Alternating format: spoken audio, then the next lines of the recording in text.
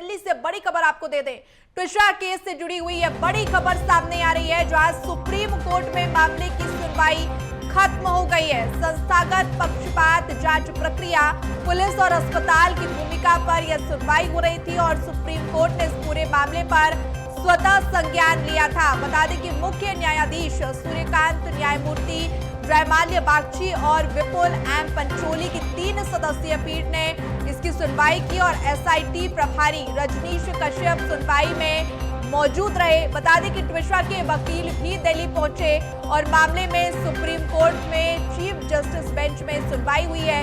सुनवाई में supreme court ने कहा है कि मीडिया भी जिम्मेदारी से काम करे, क्योंकि मीडिया के थ्रू ही सारी जानकारी जो है वो लोगों तक पहुंच पा रही है और सारे जो तथ्य हैं, क्या अपडेट्स है, खुलासे हैं, वो मीडिया पहुंचा रही है। इसलिए सुप्रीम कोर्ट ने कहा है कि मीडिया भी जिम्मेदारी से काम करे, किसी पक्ष के आधार पर दावे ना करे, जांच पूरी तरीके से निष्पक्ष स्वतंत्र तरीके से हो। जांच को लेकर भी उन्होंने सख्त टिप्पणी की है। उन्होंने कहा है कि निष्पक्ष तरीके से, स्वतंत्र तरीके से ये पूरी जांच हो, कानून को अपना काम करने दिया जाए, दोनों पक्ष प्रीमेच्योर बयानबाजी ना करें, गिरीवाला के बयान रिकॉर्ड कराए जाए। गिरीवाला ट्विशा की सास हैं, उनके बयान रिकॉर्ड करने पर भी सुप्रीम कोर्ट ने कहा है और उन्होंने सुप्रीम कोर्ट ने यह भी कहा है कि यह पूरी घटना दुर्भाग्यपूर्ण है, न्याय प्रक्रिया पर भरोसा बनाए रखना जरूरी है। साथ ही सुप्रीम कोर्ट ने यह कहा है कि केस को सनसनीखेज बनाने से बचे। ज्यादा जानकारी के साथ मनोज राठौर जी हमारे साथ फोन लाइन पर जुड़ गए हैं। मनोज जी, सुप्रीम कोर्ट में पूरी सुनवाई को लेकर प्रक्रिया यहाँ पर खत्म हो गई है, सुनवाई खत्म हो गई, क्या कुछ टिप्पणी सुप्रीम कोर्ट की तरफ से मुख्य रूप से की गई है? मीडिया को क्या सलाह दी गई है, परिजनों को क्या सलाह दी गई है? क्योंकि सुप्रीम कोर्ट में आज सुप्रीम सुनवाई हुई और जो फोकस था वो निष्पक्ष जांच को लेके था, स्वतंत्र जांच को लेके था, साथ में सीबीआई जांच को लेकर था। तो इस पर जोर दिया गया। साथ में कई तरीके की एडवाइजरी भी सुप्रीम कोर्ट के द्वारा दी गई है। उन्होंने मीडिया को जो है वो परिवार के इंटरव्यू चलाने से मना किया है और सनसनीखेज खबर को बनाने से भी मना किया है। हालांकि राज्य सरकार की तरफ से आरोप लगाया है कि ट्विशा की जो सास है गिरीवाला सिंह, वो जांच में अड़चन डाल रही है, जांच में वो मदद नहीं कर रही है।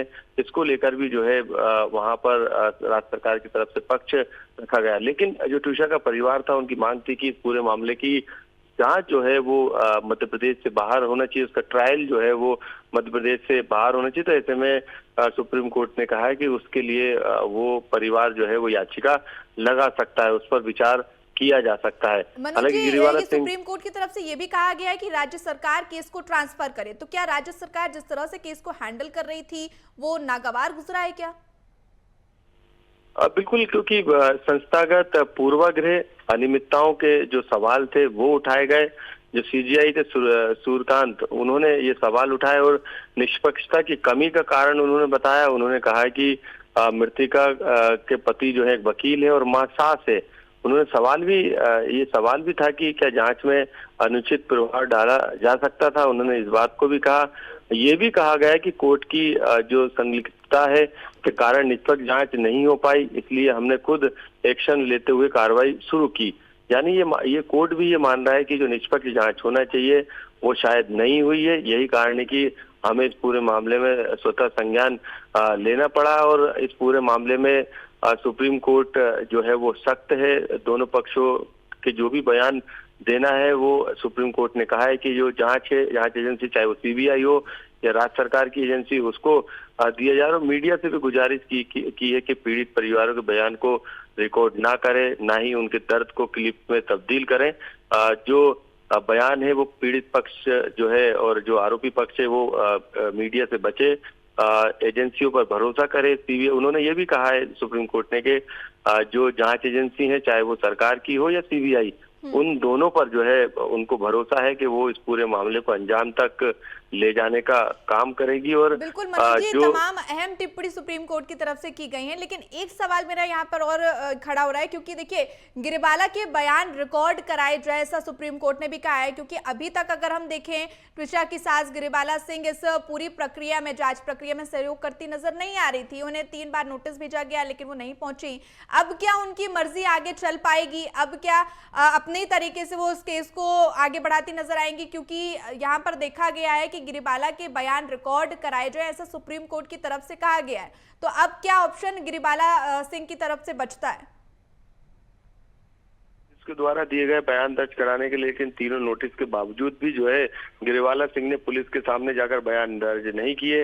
इसलिए पुलिस ने जो है परिवार के बाद जो है हाई कोर्ट में याचिका लगाई है कि उनकी अग्रिम जमानत याचिका खारिज की जाए, क्योंकि वो पुलिस की जांच में सहयोग नहीं कर रही। जबकि जिला कोर्ट ने इसी आधार पे उन्हें अग्रिम जमानत दी थी कि वो पुलिस की जांच में सहयोग करेगी, लेकिन पुलिस की जांच में किसी तरीके का सहयोग नहीं कर रही है। तो ऐसे में अब इस पूरे मामले में आज जब सुनवाई हाई कोर्ट में होगी तो संभवतः यदि उनकी जमानत याचिका खारिज होती है तो ये मुश्किलें गिरिबाला सिंह के लिए बढ़ सकती है, क्योंकि इसके बाद पुलिस उन्हें गिरफ्तार करने के लिए स्वतंत्र हो जाएगी। बिल्कुल मनोज जी, और इस पूरे केस में जिस तरह से सुप्रीम कोर्ट ने सुनवाई की है, बहुत महत्वपूर्ण बिंदु उन्होंने उठाए। सबसे अगर हम महत्वपूर्ण बिंदु की बात करें तो क्या कुछ, देखिए बहुत सारे महत्वपूर्ण जो बिंदु है सुप्रीम कोर्ट की तरफ से उठाए गए, साथ ही सुप्रीम कोर्ट ने कहा है कि घटना दुर्भाग्यपूर्ण है। मनोज जी, हमारे साथ जुड़ने के लिए और तमाम जानकारी देने के लिए बहुत शुक्रिया आपका।